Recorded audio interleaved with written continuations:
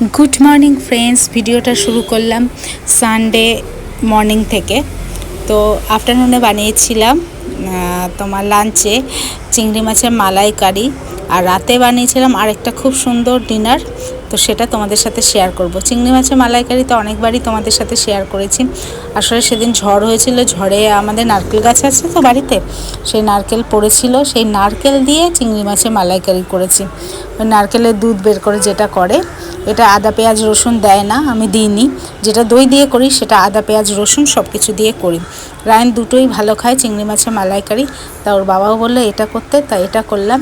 দুপুরের লাঞ্চটা একেবারে জমে উঠেছে, সেটাই তোমাদের সাথে শেয়ার করলাম। আবার রাতে আবার অন্য মেনু হয়েছে, কারণ রায়নের মানডে থেকে হচ্ছে অনলাইন ক্লাস শুরু হয়ে গেছে। যতদিন মানে সামার ভ্যাকেশন না পড়বে অনলাইন ক্লাস হবে।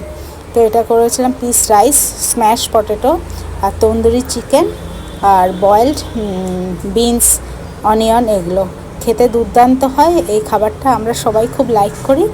তো দেখো সবার রিয়াকশান।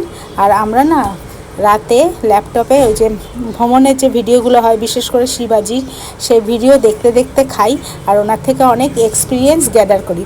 ভিডিওটা ভালো লাগলে অবশ্যই লাইক করবে, শেয়ার করবে। সবাই ভালো থাকবে। Good night.